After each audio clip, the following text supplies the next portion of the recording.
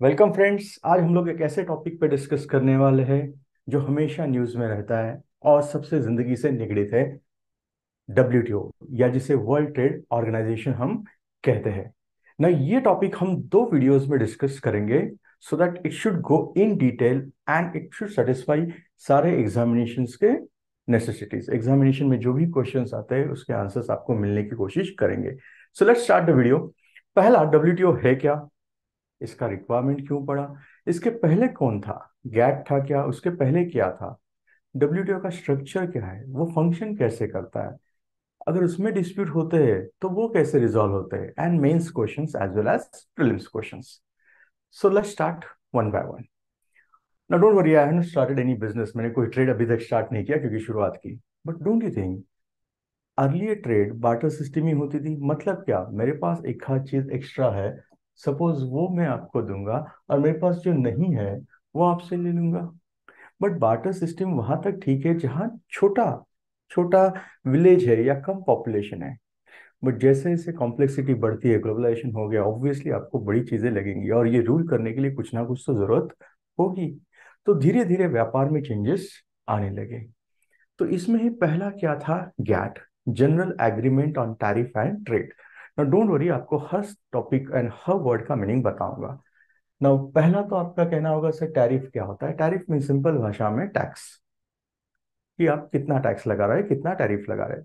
मतलब general agreement on tariff and trade, मतलब व्यापार के बारे में आपका एग्रीमेंट। कब हुआ था ये? 1948 में। ऑब्वियसली इसकी शुरुआत 3-4 साल पहले ही हुई थी। कहाँ पे हुआ था ये? Bretton Woods, New Hampshire, US. Purpose खाता गैट का? गैट का पर्पस था free and fair international trade. Please listen carefully, GATT का मेन इंपॉर्टेंट पर्पस था free and fair international trade. Then comes a question, ऐसा क्यों था? बिकॉज डोंट यू थिंक, मैंने लिखा है यहाँ पे 1948। इसके पहले क्या हुआ था? Second world war. Second world war में बहुत सारे कंट्रीज का नुकसान हुआ था। उसके पहले क्या हुआ था? Great economic depression, protectionist policy हुआ था। सो ऑब्वियसली दुनिया चाहती थी अभी इससे बाहर आ जाए और फ्री और फेयर ट्रेड हो, and that's the reason negotiation start हो गए और गैट एस्टैब्लिश्ड हो गया। आई होप सिंपल भाषा में क्लियर हुआ है। अब थोड़ा आगे चलते हैं। देन गैट था तो डब्ल्यूटीओ की क्या जरूरत थी, वो भी देखेंगे हम। डब्ल्यूटीओ कब एस्टैब्लिश हुआ? गैट के ही अलग अलग राउंड्स होते गए। जो उरुग्वे राउंड्स था जो नियरली 8 साल चला, और एक डंकेल, आर्थर डंकेल, डंकेल जिन्होंने ड्राफ्ट बनाया उनके नाम पे है। इसके बाद डब्ल्यूटीओ का एस्टैब्लिशमेंट किया गया। कब हुआ ये? 1995। इसका हेडक्वार्टर कहाँ पे है? जिनीवा, स्विट्जरलैंड में। ऑब्वियसली कौन से ट्रीटी के अंतर्गत किया गया था? Marrakesh treaty, Morocco. और प्रेजेंट मेंबर कितने हैं? 164। और जो हेड होगा उसे क्या कहते हैं? Director general. कितने साल के लिए होता है वो? 4 साल के लिए होता है। ये सारे क्वेश्चंस, ये सारे थिंग्स आपको प्रीलिम्स के लिए इंपॉर्टेंट है। देन डब्ल्यूटीओ का काम क्या होता है? It implement agreements. जो एग्रीमेंट होता है उसे इम्प्लीमेंट करता है, and it provide forum for discussion of resolution and dispute. Agreement है, उसे इम्प्लीमेंट करो और एक फोरम दे दो, किसके लिए? फॉर कॉमन इश्यूज और कॉमन डिफरेंसेस रिजॉल्व करने के लिए। Then comes the next question, इसे डब्ल्यूटीओ वर्किंग कैसे करता है? सी डब्ल्यूटीओ का ये है कि एक थियरी ऑफ कंपैरेटिव एडवांटेज देखना चाहिए। कैसे? फॉर एग्जांपल रिकार्डो का थियरी जो है, क्या है ये? कि डोंट यू थिंक हम सभी लोग अगर डिसाइड करेंगे कि हम सभी चीजें प्रोड्यूस करेंगे तो हो सकता है उसमें डाइल्यूशन हो। उससे अच्छा आप उसी पे काम करो जिसमें आपकी एक्सपर्टाइज है। फॉर एग्जांपल यूएसए का एक्सपर्टाइज किस में है? टेक्नोलॉजी में है। अगर आप देखोगे most of the tech company किसकी है टॉप 10 में? It is USA. चाइना की किस में है? मैन्युफैक्चरिंग में। तो चाइना को कहाँ ध्यान होना चाहिए? मैन्युफैक्चरिंग। इंडिया की किस में है? सर्विस सेक्टर में। And so on and so on. So don't you think अगर हर कंट्री अपना अपना एडवांटेज के ऊपर काम करेगा, then obviously it will be win win for all. मतलब सभी के लिए इससे क्या होगा? फायदा होगा। और जब मार्केट बढ़ेगा, लिसन केयरफुली, जब बड़ा मार्केट हो जाएगा तो ऑटोमेटिकली डिमांड भी बढ़ेगी। अगर डिमांड बढ़ती है तो प्रोडक्शन बढ़ना ही है। प्रोडक्शन बढ़ता है मतलब इकोनॉमिक एक्टिविटी बढ़ेगी, और इकोनॉमिक एक्टिविटी बढ़ेगी मतलब जीडीपी बढ़ेगा। और अगर जीडीपी बढ़ता है तो आपको पोवर्टी एलिमिनेशन के लिए जो रिसोर्सेज चाहिए वो मिल जाते हैं। मतलब ये सभी के लिए अच्छा साबित हो सकता है, मतलब इंटेंशन तो काफी अच्छा रखा था। देन कम्स द नेक्स्ट, इसे अभी थोड़ी देर पहले आपने गैट कहा था और डब्ल्यूटीओ। चलो दोनों का डिफरेंस भी देख लेते हैं। दोनों का डिफरेंस सिंपल भाषा में, गैट मैंने कहा था कि general agreement on tariff and trade. Agreement मतलब वर्ड क्या यूज किया था मैंने यहाँ पे, ये एक एग्रीमेंट है। Whereas world trade is an organisation, ये एक संगठन है। गैट के अंदर छोटे मोटे इश्यूज ही लिए जाते थे, ट्रेडिशनल ट्रेड मतलब मर्केंडाइज गुड्स वगैरह। बट डब्ल्यूटीओ के अंदर बहुत सारे इश्यूज लिए जाते हैं, से फॉर एग्जांपल एग्रीकल्चर सर्विसेज, अभी तो ई कॉमर्स, पेटेंट वगैरह बहुत सारे इश्यूज आ चुके हैं। गैट एक सिंपल इंस्टीट्यूशन था जिसका ज्यादा बड़ा स्ट्रक्चर भी नहीं था। बट डब्ल्यूटीओ एक परमानेंट इंस्टीट्यूशनल स्ट्रक्चर है जिसका हेडक्वार्टर जिनेवा में है। गैट में जो पार्टीज होते थे, जो कंट्रीज होते थे, उन्हें क्या कहा जाता था? कॉन्ट्रैक्टिंग पार्टीज, क्योंकि एक कॉन्ट्रैक्ट था ना, एक एग्रीमेंट था सबके बीच में। Where in case of WTO जो कंट्रीज पार्टिसिपेट करते हैं उन्हें कहा जाता है मेंबर नेशन। इतना ही नहीं, गैट का एक बहुत बड़ा ड्रॉबैक था कि उसका डिस्प्यूट रेजोल्यूशन मैकेनिज्म जो था वो कंपैरेटिवली वीक था। वेयर एज डब्ल्यूटीओ में डिस्प्यूट रेजोल्यूशन मैकेनिज्म बहुत ही अच्छा डेवलप हो चुका है। ये हुआ डिफरेंस। अब चलते हैं आगे। सर डब्ल्यूटीओ चलता है और उसमें बॉडीज कौन कौन सी है? तीन मेन इंपॉर्टेंट चीजें हम देखते हैं। एक जैसे लिखा है मिनिस्ट्रियल बॉडी, दूसरा जनरल काउंसिल और तीसरा डिस्प्यूट सेटलमेंट। मतलब क्या है, तीनों में फर्क क्या है? सी मिनिस्ट्रियल बॉडी मतलब क्या है? Summit level. समिट लेवल मतलब ये एक आध बार मिलते हैं, कब? 2 साल में नॉर्मली एक बार मिलते हैं। Obviously WTO deals with trade, मतलब इसके मिनिस्टर कौन रिप्रेजेंट करते होंगे, फॉरेन मिनिस्टर या कॉमर्स मिनिस्टर? ये क्वेश्चन प्रीलिम में आ सकता है। सो ऑब्वियसली आंसर सिंपल है, क्या रहेगा? Commerce minister. सो ये 2 साल में एक बार मिलता है, ये सबसे हाईएस्ट लेवल पे। देन आता है आपका जनरल काउंसिल, जो एडमिनिस्ट्रेटिव सेक्रेटरी वर्क करता है, जहाँ पे आप हर गवर्नमेंट अपने रिप्रेजेंटेटिव भेज सकता है। और थर्ड है डिस्प्यूट रेजोल्यूशन के लिए डिस्प्यूट सेटलमेंट बॉडी। ये तीन इंपॉर्टेंट बॉडीज है डब्ल्यूटीओ के। और आगे चलते हैं। अब डब्ल्यूटीओ के बॉडीज तो पता चला सर, डब्ल्यूटीओ का काम कैसा चलता है, वो डिसीजन कैसे लेते हैं? लिसन, नॉर्मली डब्ल्यूटीओ में जो डिसीजंस होते हैं वो कंसेंसस से होते हैं। ना what do mean by consensus? Consensus मतलब सहमति, सबकी सहमति होगी, डिसीजन हो जाता है। अच्छी बात है। यहाँ पे हर कंट्री को एक वोट है, मतलब ऐसा नहीं कि आप रिच कंट्री हो, डेवलप कंट्री हो और आप लीस्ट डेवलप हो तो आपको कम वोट है। अमेरिका को भी एक, बाकी को भी एक, मतलब एक ही वोट का आपको मिलेगा, एक से ज्यादा अधिकार नहीं होगा। ये थोड़ा सा डेमोक्रेटिक तरीका है, क्योंकि कुछ इंस्टीट्यूशंस में कैसे होता है, वेटेड वोटिंग होता है, ऐसा यहाँ नहीं है। नेक्स्ट यहाँ पे ग्रीन रूम निगोशिएशन होती है, मतलब छोटा छोटा लेवल पे भी आप निगोशिएशन कर सकते हैं कुछ मेंबर्स आके। एज अर्लियर से हाईएस्ट लेवल बॉडी कौन सा है? मिनिस्ट्रियल। और काउंसिल कहाँ बैठा है ये? जिनेवा। आगे चलते हैं। अब डोंट यू थिंक हम लोग भी जब खेलते क्रिकेट खेलते हैं या कुछ गेम खेलते हैं तो हमें भी तो डिस्प्यूट होता है। सो ऑब्वियसली कंट्रीज भी जब ट्रेड करती है तो उनमें भी तो डिस्प्यूट हो सकती है। एक कंट्री को लग सकता है कि शायद अपोजिट कंट्री जो है वो ट्रेड में फेयर नहीं है, वो कुछ गलत कर रही है, तो डिस्प्यूट हो सकता है। सो डिस्प्यूट होता है तो उसका रेजोल्यूशन तो होना चाहिए। रेजोल्यूशन आर्म कॉन्फ्लिक्ट तो नहीं होगा, नहीं वो तो गलत है। तो डिस्प्यूट रेजोल्यूशन का मैकेनिज्म काफी अच्छा है, मैंने पहले ही कहा था। तो वो कैसे है? पहला स्टेज होता है जहां पे आपको बायलैटरल डिस्कशन अलाउ किए जाते हैं। मतलब क्या, सपोज भारत और चाइना के बीच में, तो भाई आप लोग डिस्कशन करो आपके लेवल पे। पैनल के पास जाने की जरूरत क्या है? आप अपने लेवल पे अगर कंसल्टेशन करते हैं और मैटर रिजॉल्व होता है, देन इट्स ओके, उसमें कोई इशू नहीं। मतलब फर्स्ट स्टेज पे इशू होता है sort out, it's well and good. But अगर फर्स्ट स्टेज पे दोनों पार्टीज का इशू सॉर्ट आउट नहीं होता, देन एक पैनल अपॉइंट किया जाता है, 5 मेंबर, 3 मेंबर्स का। और इस पैनल के पास आपकी केस जाती है, ऑब्वियसली इसका डिसीजन आ जाता है। देन पैनल का डिसीजन भी आप चाहे तो एपिलेट बॉडी को चैलेंज कर सकते हैं। मतलब काफी अच्छा मैकेनिज्म है। सो सिंपल भाषा में कहूँ, पहले आप खुद बायलैटरली ट्राई करो, अगर नहीं होता तो पैनल के पास जाएगा। पैनल में मेंबर्स 3-5 जो भी होंगे, वो अगर उनका डिसीजन भी आपको पसंद नहीं तो एपिलेट बॉडी के पास आप जा सकते हैं।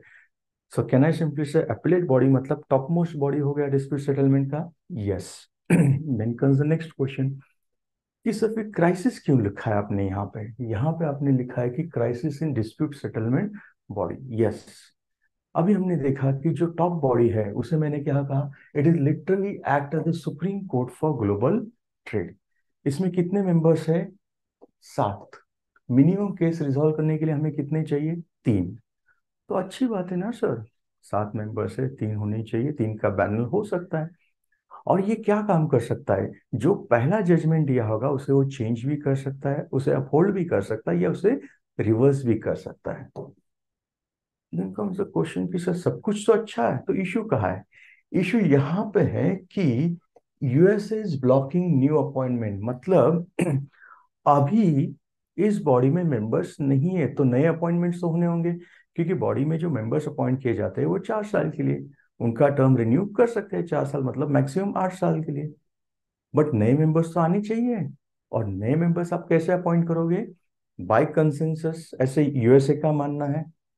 तो यूएसए ब्लॉक कर रहा है नया appointment. Then comes the next question कि सर यूएसए ऐसा क्यों कर रहा है? बिकॉज यूएसए का कहना है कि इसमें बहुत करप्शन है, बहुत रेड टेपिज्म है, और लैक ऑफ ट्रांसपेरेंसी है। या कहाँ तक का सही है, ये क्वेश्चन मार्क है। सो ऑब्वियसली यूएसए की वजह से ये सिस्टम तो ब्लॉक हो रही है, सो ऑब्वियसली बाकी कंट्रीज को ये ठीक नहीं लग रहा है। तो बहुत सारे देशों को लगता है कि ये तो एक एडमिनिस्ट्रेटिव काम है। ट्रेड एग्रीमेंट, लिसन, एग्रीमेंट होता है तो वहां पे कंसेंसस ठीक है, बट एडमिनिस्ट्रेटिव डिसीजन में अगर मेजोरिटी से काम करना है तो वो अच्छी बात है। But USA is not interested in it, and due to which यहाँ पे एक क्राइसिस हो चुकी है। एंड मोस्ट इम्पॉर्टेंट, आज तक डिस्प्यूट रेजोल्यूशन में 615 के आसपास डिस्प्यूट आए थे, जिसमें से मोर देन 350 के आसपास डिस्प्यूट रिजॉल्व कर दिए। मतलब नंबर काफी हद तक अच्छा है, but because of this issue things are going in a worst direction. Then comes the next question कि सर डब्ल्यूटीओ काम करता है तो उसके कुछ प्रिंसिपल्स भी तो होंगे। यस, क्या प्रिंसिपल है? 3। Most favoured nation, national treatment, and special and differential treatment. एक एक करके तीनों देखते हैं ना। मोस्ट फेवर्ड नेशन मतलब क्या? लिसन, मोस्ट फेवर्ड मतलब किसी एक देश को नहीं। मोस्ट फेवर्ड नेशन का सिंपल मतलब है normal trading relation with all other members, मतलब सबके साथ नॉर्मल ट्रेडिंग रिलेशन होगा। देन यू मिस्टर, सर इसका फायदा क्या है? फायदा है क्या? इससे ट्रेड लिबरलाइजेशन होता है, खुला हो जाता है। It help small countries. How? छोटे कंट्रीज को कैसे फायदा होगा? जस्ट मुझे एक बात बताओ, अगर हमने बायलैटरल एग्रीमेंट किया तो बार्गेनिंग पावर किसका ज्यादा होता है, स्मॉल कंट्री का या बिग कंट्री का? ऑब्वियसली बिग कंट्री का। तो यहाँ पे स्मॉल कंट्री सफर हो सकते हैं, बट यहाँ पे उनको वो बेनिफिट हो जाता है। रूल्स सिंप्लीफाई होते हैं, अलग अलग रूल्स बनाने की जरूरत नहीं, और ट्रेड भी बढ़ता है। तो ऑब्वियसली एमएफएन के काफी फायदे हैं। एक्सेप्शन हो सकता है कि yes, regional trade box blocks जो होते हैं, ईयू, नाफ्टा, इनको एक्सेप्शन दिया जा सकता है। क्यों? बिकॉज डब्ल्यूटीओ का मेन एम ही क्या है? Rule based trade, free and fair trade. तो अगर रीजनल ब्लॉक से भी ट्रेड बढ़ता ही है तो अच्छी बात है। क्यों? बिकॉज रीजनल लेवल पे ब्लॉक बन के उससे अच्छी तरह से वर्क करना काफी आसान होता है, रादर ग्लोबल लेवल पे। सो इसलिए एक्सेप्शन देना कुछ गलत नहीं है। देन कम्स द नेक्स्ट कि सर नेशनल ट्रीटमेंट मतलब क्या? नेशनल ट्रीटमेंट का सिंपल मतलब है भाई डिस्क्रिमिनेशन नहीं करने का। किसमें? आपका खुद का डोमेस्टिक प्रोडक्शन और इंपोर्टेड प्रोडक्शन, दोनों को इक्वल लेवल से चीज मिलनी चाहिए। So discrimination should not be there. तीसरा है special and differential treatment. As the name itself suggest, it is special also and differential also. क्यों भाई? और किसे फायदा होगा? ऑब्वियसली फायदा किसे होगा? डेवलपिंग कंट्रीज को। But please listen carefully, developing countries कौन है या लीस्ट डेवलप कंट्रीज कौन है, ये कहीं डिफाइन नहीं किया गया है। सो आपने कहा कि आप डेवलपिंग कंट्री है और किसी ने उसे चैलेंज नहीं किया, then it's okay. But if someone challenge, then it will may create issues. Then comes the next question कि सब फायदे क्या है? लिसन केयरफुली, डब्ल्यूटीओ एस्टैब्लिश करने के पीछे एक रीजन ये भी था कि जो डेवलपिंग कंट्रीज को उनको भी साथ में लेना था, so that trade should expand, सभी को बेनिफिट्स हो जाए। तो यहाँ पे कुछ प्रिविलेजेस मिलते हैं। कैसे? फॉर एग्जांपल, एक लॉन्गर ट्रांजिशन पीरियड। मतलब क्या? अगर हमने कोई एग्रीमेंट किया, हमने कहा कि डेवलप कंट्री को 5 साल में इसे इंप्लीमेंट करना है, हो सकता है डेवलपिंग कंट्री को ये 10 साल का पीरियड मिले, मतलब आपको ट्रांजिशन का पीरियड ज्यादा मिलेगा बिकॉज ऑफ डेवलपिंग कंट्रीज हो। दूसरा, जनरलाइज सिस्टम ऑफ प्रेफरेंस। इससे क्या फायदा होगा? ऑब्वियसली डेवलप कंट्री आपको कुछ बेनिफिट्स दे सकती है, डिटेल में नेक्स्ट स्लाइड में देखेंगे। तीसरा, एग्रीकल्चर सब्सिडीज। मतलब क्या? Suppose develop country 5% agriculture subsidy देता है अपने टोटल प्रोड्यूस का, तो डेवलपिंग कंट्री कितना दे सकता है? 10%। मतलब अमेरिका अगर 5 रुपया सब्सिडी देता है तो भारत कितना दे सकता है? 10 रुपया। बट लिसन, कौन डेवलपिंग, ये चॉइस किसका रहेगा? डेवलप कंट्री का। हाँ, लीस्ट डेवलप कंट्री कौन सा है? Obviously which is designated by UN. Please ये यूएन क्या नहीं, बट यूएन के साथ ये काफी इंटरेक्ट करता है। यूएन के बारे में काफी डिटेल में वीडियो हमने ऑलरेडी किए हुए हैं। देन कम्स द नेक्स्ट कि सर ये जीएसपी क्या था? GSP generalise system of preference. किससे किससे आता है? By develop countries to least develop और डेवलपिंग कंट्रीज। विकसित देश, विकसनशील देश, या जो कम विकसित है और भी, उनके देता है। तो भाई फायदा क्यों है? क्योंकि फायदा नहीं होगा तो कोई कंट्री ये करेगा नहीं। तो डेवलप का भी फायदा होना चाहिए, लीस्ट डेवलप का भी होना चाहिए। यस, डेवलप कंट्री को क्या फायदा मिलता है? Don't you think they get cheap product? सस्ते में प्रोडक्ट मिलता है, अच्छी क्वालिटी भी हो सकती है, एंड चॉइस ऑफ प्रोडक्ट भी मिलता है। ये हो गया डेवलप कंट्री का। लीस्ट डेवलप को क्या? अरे भाई उसका भी तो एक्सपोर्ट बढ़ता है, तो दोनों को भी फायदा है। तो ये इंडिया यूएसए डेयरी इशू क्या हुआ था? लिसन, डेयरी सेक्टर पे तो सबकी नजर है भारत के। तो यूएस की भी इच्छा थी कि इंडिया का डेयरी सेक्टर ओपन किया जाए, बट इंडिया ने कहा कि भाई आपको ये सर्टिफाई करना होगा कि आपके यहाँ पे जो काउज होते हैं या जो एनिमल्स होते हैं उनको जो फीड किया जाता है वो नॉन वेजिटेरियन ब्लडी मिल नहीं होना चाहिए। यूएस को ये गलत लगा, बट इंडिया का कहना सिंपल था, भाई कुछ यूरोपियन कंट्रीज ये देने के लिए तैयार है तो आपको क्या प्रॉब्लम है? एंड प्लीज लिसन, डब्ल्यूटीओ के रूल्स के under, under religious and cultural के अंदर ये करना भारत ने कुछ गलत नहीं किया है, तो इसमें कुछ गलत नहीं है। Next, what is protectionism? Don't think एक कंट्री दूसरे कंट्री के प्रोडक्ट्स को ज्यादा टैरिफ लगा देती है, रिस्ट्रिक्शन लगा देती है। क्यों?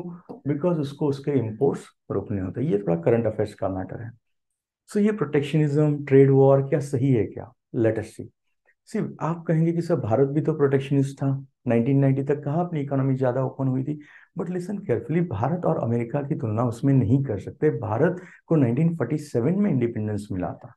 सो ऑब्वियसली उसको जो नेसेंट, जो छोटा इंडस्ट्री था, उसे प्रोटेक्ट करने की बहुत जरूरत थी। सो डेवलपिंग कंट्रीज के लिए ये अलग है और डेवलप कंट्रीज को ये अलग है। सो प्रोटेक्शनिज्म या ट्रेड वॉर से फायदा होता है क्या? नहीं, नुकसान ही होता है। कैसे? डोंट थिंक अगर आप ट्रेड वॉर करोगे या प्रोटेक्शनिज्म करोगे, लेट अस से एग्जांपल, एक एग्जांपल लेते हैं। आपने क्या किया? स्टील या एल्यूमिनियम के प्राइसेस बढ़ाए, स्टील या हो एल्यूमिनियम, लेट अस से एग्जांपल लेते हैं। आपने उसके ऊपर ड्यूटी बढ़ाई, और स्टील एल्यूमिनियम वगैरह कहाँ पे लगता है? Manufacturing of car and others. अब यूएस में अगर जनरल मोटर्स कंपनी है, उसको अगर इंपोर्टेड चीज महंगी पड़ती है तो उसकी कार की प्राइस भी बढ़ेगी। और अगर कार की प्राइस बढ़ेगी तो इन्फ्लेशन ऑटोमेटिकली क्या हो जाएगा? बढ़ जाएगा। तो ग्रोथ ऑटोमेटिकली क्या हो जाएगी? नीचे आएगी। तो एम्प्लॉयमेंट क्या हो जाएगा? एम्प्लॉयमेंट जनरेशन नीचे आएगा। ऑब्वियसली कंज्यूमर के पास चॉइस होगा क्या? नहीं। इनोवेशन होगा क्या? नहीं। सो ये अमेरिका फर्स्ट वगैरह पॉपुलिस्ट है, पॉपुलैरिटी मिल सकती है, बट रियली है अच्छा है क्या?